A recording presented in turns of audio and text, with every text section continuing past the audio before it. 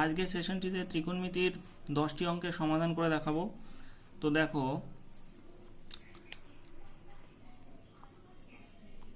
যদি কখনো কোনো অঙ্কে দেখো যে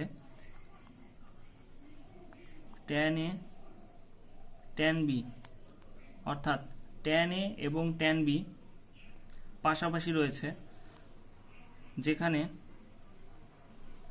a প্লাস b 90 ডিগ্রি, অর্থাৎ যখন tan a tan b পাশাপাশি থাকবে এবং tan এর সঙ্গে যে কোণগুলো থাকবে tan a এবং tan b তাদের সমষ্টিদ্বয় যদি 90 ডিগ্রি হয়, তাহলে আমরা এই পুরো জিনিসটাকে মান কত হবে 1 বলে দেবো। ঠিক আছে, তো দেখো এইটাকে যদি 1 বলতে পারি, আবার similarly sin a sec b অর্থাৎ sin a sec b দুটো যদি পাশাপাশি থাকে এবং sin এর সঙ্গে যে অ্যাঙ্গেলটা আছে এবং sec এর সঙ্গে যে অ্যাঙ্গেলটা আছে তাদের সমষ্টি যদি 90 ডিগ্রি হয়, অর্থাৎ a প্লাস b এর মান যদি 90 ডিগ্রি হয়, তাহলে আমরা কি বলবো? তাহলে আমরা এই পুরো মানটার মান বলে দেবো 1। আবার দেখো, যদি কোনো জায়গাতে দেখো cos a cosec b অর্থাৎ কসের সঙ্গে যে অ্যাঙ্গেলটা আছে এবং কোসেকের সঙ্গে যে অ্যাঙ্গেলটা আছে তাদের সমষ্টি যদি তোমরা দেখো যে 90 ডিগ্রি, তাহলে কি করবে? এই পুরো মানটার মান কত বসাবে? 1 বসাবে। আবার দেখো cot a cot b, এই অ্যাঙ্গেলটা এবং এই অ্যাঙ্গেলটা যদি সমষ্টি 90 ডিগ্রি হয়, তাহলে এই পুরো মানটার কত হবে? 1 হবে। বোঝা গেছে? এবার এখান থেকে আরও কিছু ফর্ম তৈরি করা যায়, তো আমি একটা দিয়ে ফর্মটা তৈরি করে দেখাচ্ছি। দেখো, এটা থেকে আমরা একটা ফর্ম আনতে পারি tan a, এই যে tan bটা আছে, এই tan b কে আমরা কি লিখতে পারি? tan b কে আমরা লিখতে পারি 1/cot b। এবার এই tan a by cot b, তার মানে কি হলো? যদি কোনো ফর্ম থাকে এরকম যে ওপরে আছে tan a, নিচে আছে cot b এবং এই দুটো কোণের সমষ্টি হচ্ছে 90 ডিগ্রি, তাহলে আমরা কি বলতে পারছি? এর পুরো মানটা আমি 1 বসিয়ে দিতে পারি। আবার এই জিনিসটাকে আবার এইভাবেও লেখা যায়। দেখো, tan a সমান এটার সঙ্গে এটা গুণ করলে কি হয়? cot b, অর্থাৎ tan a সমান যদি cot b হয় এবং a আর b এর সমষ্টি যদি 90 ডিগ্রি হয়, তাহলে tan a সমান cot b, এই দুটো মান কত হবে? এই দুটো মান সমান 1 বসাতে পারি। ঠিক আছে, সিমিলারলি দেখো sin a sec b, এটা যখন 1 আছে, এইরকমভাবে আমরা এই জায়গাটা থেকেও বের করতে পারি। তো এই সমস্ত জায়গা থেকেই বের করতে পারি। তো যাই হোক, এত হিজিবিজি জিনিসটা তো মনে রাখা খুব টাফ হবে। তো দেখো শর্টকাটে কিভাবে মনে রাখবো, যখন কি থাকবে যে t অর্থাৎ tan যখন দুজন পাশাপাশি থাকবে এবং তাদের কোণদ্বয়ের সমষ্টি যখন 90 ডিগ্রি হবে, তখন এই পুরো মানটা আমরা 1 বলে দেবো। আবার ss, এটার মানও তাহলে 1 হবে যখন a আর b এর মান কত হবে? 90 ডিগ্রি। আর cos a sec b, এই ক্ষেত্রে আমরা শর্ট ফর্মে কি লিখবো? cc, অর্থাৎ সেক্ষেত্রে এই পুরো মানটা 1 হবে যখন a আর b এর সমষ্টি যখন কি হবে? 90 ডিগ্রি হবে, তখন এই পুরো মানটা 1 হবে সিসির ক্ষেত্রে। আবার cc, এটাকেও শর্ট ফর্ম cc বলবো, যেখানে কি হবে? যদি এই এ কোণ আর বি কোণ কি বলেছিলাম, যদি 90 ডিগ্রি হয়, তাহলে তার মান পুরো মানটা কি হবে? 1 হবে। বোঝা গেছে? তো টিটি বলতে হচ্ছে tan sin sec cos cosec এবং cot তো এরকম যদি কোনো ফর্মে থাকে, তাহলে প্রত্যেকটা পুরো মানটাই আমরা কি বলে দিতে পারবো? 1 বলে দিতে পারবো। বোঝা গেছে? তো যাই হোক, এবার আমরা সরাসরি কিছু অঙ্কে চলে আসছি। তো অঙ্ক দেখলে তোমরা সহজেই বুঝতে পারবে। দেখো, আজকের যে ফার্স্ট অঙ্কটা অর্থাৎ 22 দাগের অঙ্ক, 22 দাগের অঙ্কটাই কি বলছে দেখো, sine 19 degree by cos 71 degree plus cos 73 degree by sine 17 ডিগ্রির মান চেয়েছে। তো আমরা দেখো এই জিনিসটা এখনই শিখলাম। দেখো এখানে কি শিখেছি, যে যখন কি হয় বাই ফর্মে, অর্থাৎ বাই ফর্মে যখন থাকে, দেখো বাই ফর্মে যখন থাকবে সাইন বাই কস, এইটা দিয়ে আমরা বের করতে পারি। দেখো এইটা দিয়ে কিভাবে? সাইন এ সেক বি সমান 1, সাইন এ সেক বির মান কত, সেক মানে হচ্ছে 1/cos সমান 1, অর্থাৎ সাইন বাই কস, অর্থাৎ sine A by cos B সমান 1। কখন 1 হয়, যখন এ আর বি এর সমষ্টি 90 ডিগ্রি হবে, অর্থাৎ এ প্লাস বি এর মান যখন 90 ডিগ্রি, তখন কি বলবো আমরা, sine A by cos B এর মান কত হবে, 1 হবে। তো দেখো আমাদের যে ফার্স্ট অঙ্কটা দেওয়া আছে সেই অঙ্কটা দেখো, sine A by cos B plus cos A by sine B, অর্থাৎ এ আর বি এর সমষ্টি যদি 90 ডিগ্রি হয়, দেখো এটা যোগ করলে 90 ডিগ্রি হচ্ছে আর এটা যোগ করলেও 90 ডিগ্রি হচ্ছে, তাহলে এই পুরো মানটা কত হবে, এই যে পুরো মানটা, এই পুরো মানটা কত হবে, এই পুরো মানটা দেখো 1 হবে। আবার এইটাও কি বললাম, কস বাই সাইন দুজনের সমষ্টি যদি 90 ডিগ্রি হয়, দেখো 90 ডিগ্রি হচ্ছে, যোগ করলে 73 আর হচ্ছে 17 যোগ করলে 90 ডিগ্রি, তাহলে এই পুরো মানটা কত হবে, 1 হবে। তাহলে 1 + 1 মানে হচ্ছে 2, অর্থাৎ এই পুরো জিনিসটার মান কত হচ্ছে 2, যেটা অপশন নাম্বার ডিতে রয়েছে। ঠিক আছে, তো দেখো এইভাবে তোমরা অঙ্কগুলো করার চেষ্টা করবা। আমি যে শর্ট ফর্মটা দেখিয়েছি, যে তোমার কি বলেছি শর্ট ফর্মে, একটা হচ্ছে টিটি, একটা হচ্ছে এসএস, একটা হচ্ছে সিসি, আর একটাও সিসি। এই ফর্মে যদি মনে রাখো তাহলে দেখবা খুব ইজিলি, খুব সহজেই অঙ্কগুলো করতে পারবে।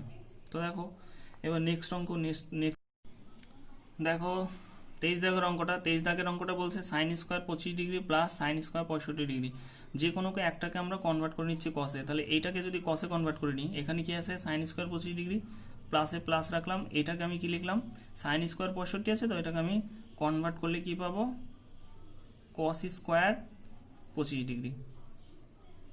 ঠিক আছে, তাহলে sine square theta plus cos square থিটার মান কত হবে, sine square theta plus cos square থিটার মান হয় সবসময় 1। ঠিক আছে, তো দেখো এবার নেক্সট অঙ্ক, অর্থাৎ 24 দাগের অঙ্ক। 24 দাগের অঙ্কটা কি বলছে, দেখো cos square 75 degree plus cos square 15 degree, এটাও সেম ভাবে করব। এই আমি পরেরটাকে সাইনে কনভার্ট করে নিচ্ছি। দেখো এটাকে তাহলে কি লিখবো, সাইন স্কোয়ার 15 ডিগ্রিকে আমি কত লিখবো, 75 ডিগ্রি। ঠিক আছে, তাহলে আমি কি হচ্ছে sine square theta plus cos square theta মান কত হবে, 1। কারণ কি আমরা জানি sine square theta plus cos square theta এর মান হয় সবসময় 1। ঠিক আছে, এবার দেখো 25 দাগের অঙ্ক। 25 দাগের অঙ্কটা বললো sine square 20 degree plus sine square 70 degree minus tan square 45 degree.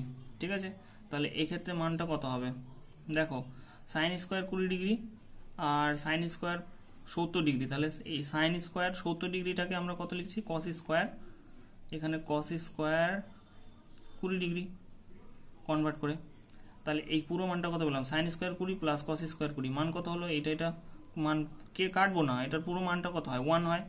আর minus tan square 45 degree, tan square 45 degree, tan 45 এর মান হচ্ছে 1, তাহলে ট্যান স্কোয়ার 45 ডিগ্রির মান 1, তাহলে এইদিকে পেলাম 1, এইদিকে -1, তাহলে 1 বিয়োগ করলে পাচ্ছি আমরা 0, যেটা 25-এর এই দাগে আছে। দেখো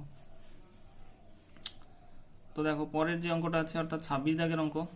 তো 26 দাগের অঙ্কটাই কি বলছে, 26 দাগের অঙ্কটাই কি বলছে, sine 20 degree cos 70 degree plus cos 20 degree sine 70 degree, তাহলে কি বললো দেখো, এটাও সেই সেম ভাবে করবো, যে কোনো একটাকে কনভার্ট করে নিচ্ছি। তাহলে কসটাকে কনভার্ট করছি, প্রথমটা থেকে কসকে কনভার্ট করলে পরেরটাকে আমরা সাইনকে কনভার্ট করব। ঠিক আছে, তাহলে কি হচ্ছে কস সাইন 20 ডিগ্রি, এখানে কসকে আমি যদি সাইনে নিই তাহলে এটা পাবো কত, সাইন 20 ডিগ্রি। আর বললাম এটাকে যদি কসকে চেঞ্জ করি, এখানে সাইনকে চেঞ্জ করব, তাহলে এটাকে সাইনকে চেঞ্জ করলে কি পাবো, কস 20 ডিগ্রি। ঠিক আছে, তাহলে এই দেখো এইটা আর এটা গুণ করলে একসাথে কি হচ্ছে, সাইন স্কোয়ার 20 ডিগ্রি লিখতে পাচ্ছি আমরা, এই পুরো জিনিসটাকে আমরা কি লিখতে পাচ্ছি, সাইন স্কোয়ার 20 ডিগ্রি, আর এটাকে লিখতে পাচ্ছি কস স্কোয়ার 20 ডিগ্রি। ঠিক আছে, তাহলে sine square theta plus cos square থিটার মান কত হয়, 1 হয়, যেটা বিতে আছে। দেখো খুবই সোজা, তো তোমরা এই ট্রিকটাকে বুঝে নাও তাহলেই হবে। দেখো 27 দাগের অঙ্ক। 27 দাগের অঙ্ক বলছে cos 64 degree cos 26 degree minus sine 64 degree sine 26 degree, তাহলে এর মান চেয়েছে। তাহলে দেখো কি বললাম, এই যে এইখানে যে কোনো একটাকে চেঞ্জ করে নাও, এটাকে চেঞ্জ করে নিলাম, তাহলে কি পাবো আমরা, কস 64 সাইন 64 ডিগ্রি পাবো, ঠিক আছে। তো এটাকে সাইন 64 ডিগ্রি পাবো। এবার এইখানে দেখো এই জায়গাটায় তোমার সাইন 64 ডিগ্রি, এইটাকে যদি চেঞ্জ করে নিই তাহলে কি পাবো, সাইন তোমার কস 64 ডিগ্রি পাবো, তাই তো।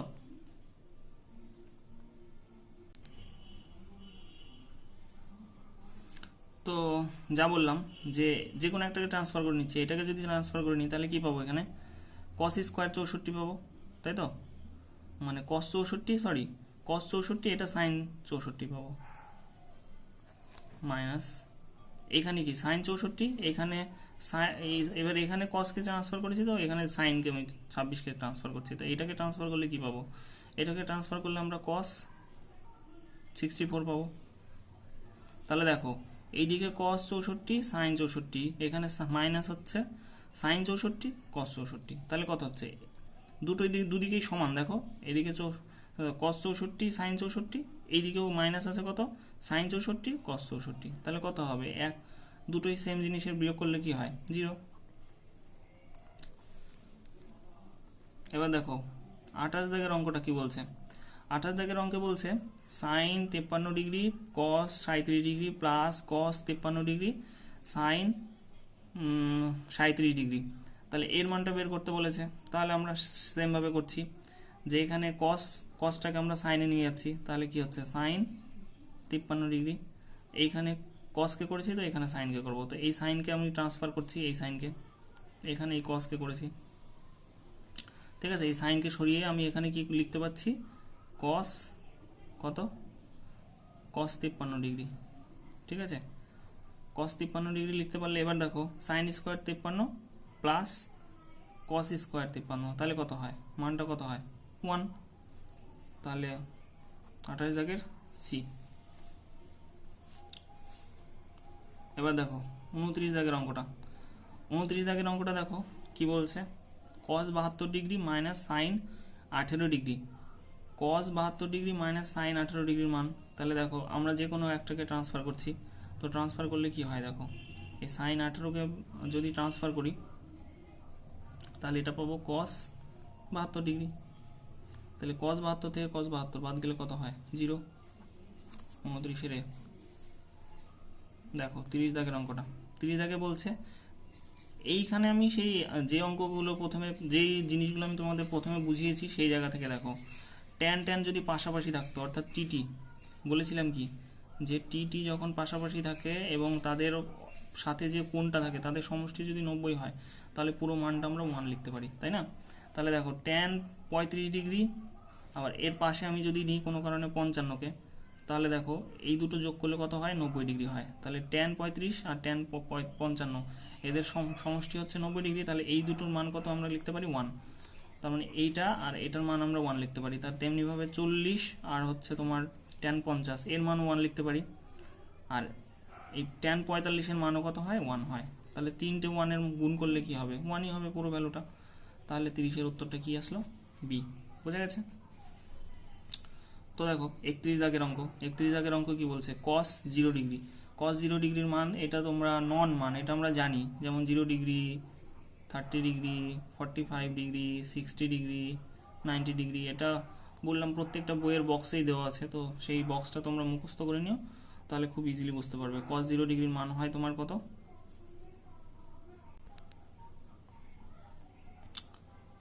কস 0 ডিগ্রির মান হবে 1, ঠিক আছে। এটা বক্সে আছে, তোমরা দেখলেই বুঝে যাবে, এটা কোনো একদম ডাইরেক্ট একটা অঙ্ক, তাছাড়া আর কিছুই না। তো দেখো এই অঙ্কটার ক্ষেত্রে এটা কি বললো, if cos theta plus sec theta সমান 5/2, এখানে বলছে then cos square theta plus sec square থিটার মান বের করতে বলেছে।